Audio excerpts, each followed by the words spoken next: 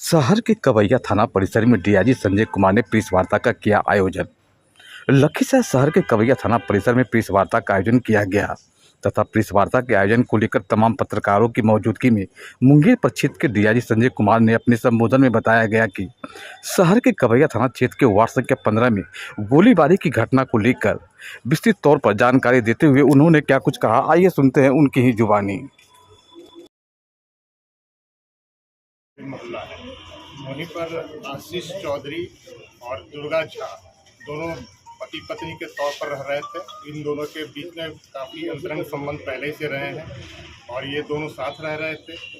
इसी कारण से कल ये घटना घटी है कि आशीष चौधरी ने छठ पर्व की समाप्ति के उपरांत सुबह करीब 7:30 पौने 8 बजे छठ घाट से अर्घ दे के लौटने के बाद ये गोलीबारी की घटना दुर्गा झा के घर के समीप की गई है। इस गोलीबारी की घटना में कुल 6 लोगों को गोली लगी थी, जिसमें अभी तक दुर्गा झा लड़की का देहांत कल पटना में हुआ है और उसके जो 2 भाई थे चंदन झा और राजनंदन झा, इनकी घटनास्थल पर मृत्यु हो गई थी। कुल 3 लोग अभी तक इसमें मृत हो गए हैं। बाकी जो 3 लोग हैं, दुर्गा झा लड़की के पिता शशिभूषण झा और उसकी भाभी लवली झा, जो कि राजनंदन झा उसके मृत भाई की पत्नी है, और उसकी एक और बहन प्रीति झा, ये अभी जख्मी का इलाज पटना में चल रहा है। पूरे घटनाक्रम के पीछे का जो बैकग्राउंड है वो ये है कि इन दोनों के बीच, आशीष चौधरी और दुर्गा झा के बीच काफ़ी पहले से प्रेम संबंध था और इन लोगों ने शादी भी कर ली थी। कहीं न कहीं उनके परिवार की दोनों की रजामंदी भी थी। जो फोटोग्राफ्स आप देख रहे हैं, इसमें लड़के के परिवार वाले भी हैं और लड़की के परिवार वाले भी हैं, लेकिन किसी कारण से फिर अनबन हुआ इन दोनों में, जिसके फलस्वरूप ये घटना घटी है। और उनके घर से, घटनास्थल के पास से एक नोटबुक प्राप्त हुआ है। नोटबुक में करीब 15 पृष्ठों में आशीष चौधरी ने काफ़ी डिटेल से अपने और दुर्गा झा के बीच हुए पूरे संबंध का चर्चा किया है और उसमें ये स्पष्ट रूप से लिखा है कि काफ़ी मानसिक प्रताड़ित होने के बाद ही उसने ऐसा कदम उठाया है। दुर्गा झा के लिए उसने उसको कोचिंग में रख के पटना में पढ़ाया, नाला रोड में, उसका भी जिक्र उस डायरी में आप लोग देखेंगे। और हॉस्टल, गर्ल्स हॉस्टल में रख के कोचिंग करवाया बैंकिंग के लिए।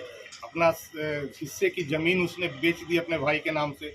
उस पैसे से उस दुर्गा झा को पटना में रख के पढ़ाया और सारा पैसा खत्म कर दिया। और इसके बाद वो लड़की तो कैसे दुराव उससे हुआ, इसकी जिक्र भी उस डायरी में है। और उसके परिवार वाले ने फिर बाद में उसको तनिष्क का एक शोरूम है हथुआ मार्केट में पटना में, वहाँ सेल्समैन के रूप में उस लड़की को रखा। और इस डायरी में जो अंकित है कि लड़की वहाँ जब काम कर रही थी दुर्गा झा, तो वहाँ फिर किसी और लड़के से उसका अंतरंग संबंध हो गया है। और इसकी जानकारी जब आशीष चौधरी को हो गई है तो इसके बाद इसने इतना बड़ा कदम उठाया है।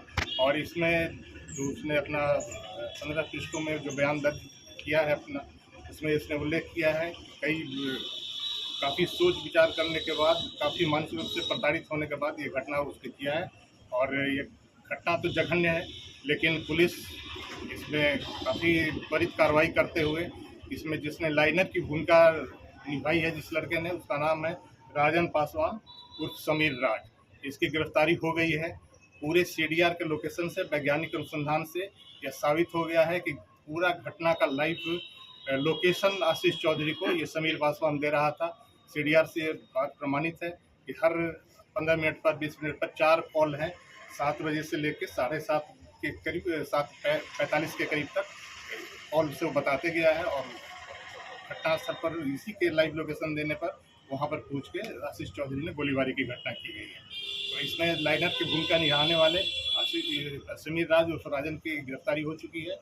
और एक और व्यक्ति की गिरफ्तारी हुई है, उमेश साहु की, जिसके बारे में अनुसंधान में और साक्ष्य आए हैं और उस पर साक्ष्य संकलन किया जा रहा है, साक्ष्य को संपुष्ट करने के लिए। इसके अतिरिक्त अन्य लोग पर भी अभी पुलिस की नज़र है। जो अनुसंधान में जो तथ्य आए हैं उसके लिए हम लोग प्रयासरत हैं। किसी भी कीमत पर हम लोग आशीष चौधरी को छोड़ने वाले नहीं हैं।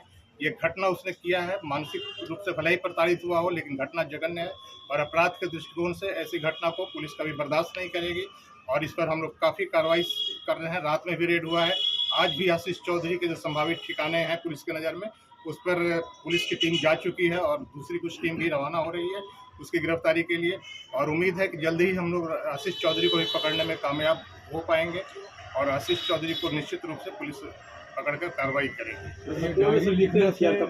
ये नहीं अंदाजा लगता है कि ये साक्षीरा आशिक के साथ साथ